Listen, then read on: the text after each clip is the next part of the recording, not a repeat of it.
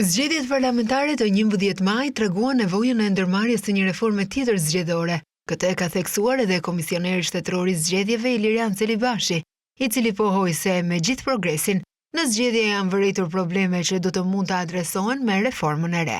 Personalisht do të thoya që është më rëndësi që reforma me qëllim adresimin e të gjitha përmirësimeve të kërkuara të jetë gjithëpërfshirëse dhe me konsensus të gjerë politik. Majoranca gati e cilësuar në kuptim të termave kushtetuese të ligjit e Partisë Socialiste shpresoj që të mos jetë pengesë nga pikpamja formale për të patur gjithëpërfshirje dhe konsensus në atë se çfarë do duhet të reformohet lidhe me zgjedhjet në Shqipëri. Prokuroria Speciale SPAK, para, gjatë dhe pas ditës së zgjedhjeve, u përfshi në aksionin për parandalimin e krimit zgjedhor, që në ligj konsiderohet vepër penale. Kreu i SPAK, Altin Dumani, njoftoi se hetimet për shumë nga procedimet janë aktive, ndërkohë që ka pasur kontrolle banese apo zyra personale, si dhe janë sekuestruar dokumente. Janë administruar gjithsej 192 materiale që lidhen me dyshime për krime zgjedhore. Nga këto, 43 materiale kallëzuese janë regjistruar si procedime penale.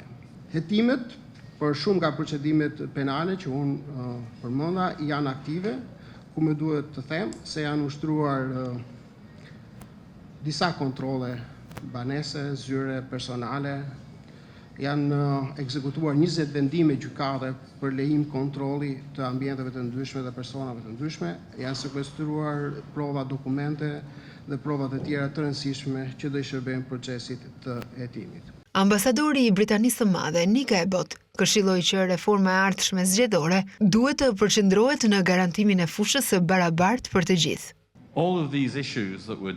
Ka disa çështje të cilët rrezikojnë pjesëmarrjen e të rinjve në zgjedhje. Pra proceset elektorale janë një kombinim mes popullit dhe aktorëve politik. Reforma në të ardhmen duhet të fokusohet në garantimin që të ketë një fushë të barabartë për të gjithë. Marrëveshje mes partive politike, përfshirë këto grupe të përfaqësuesve të grave dhe pakicave, mendoj se duhet të ketë zhvillim më shumë në financimin dhe transparencën në fushatat elektorale, në mënyrë që njerëzit të dinë se si financojnë këto fushata dhe nga kush. Duhet të ketë mekanizma më të mirë për të parandaluar.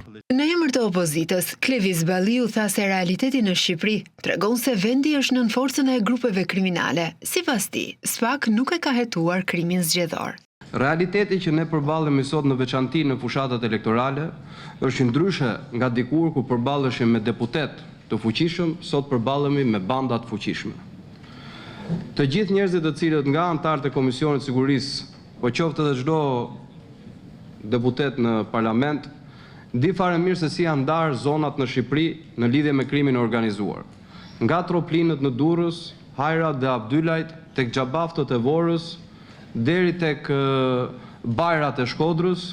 Deklaratat u bën gjatë takimit me temë përtej monitorimit drejt një reforme zgjedhore gjithëpërfshirëse për integritetin e zgjedhjeve në Shqipëri.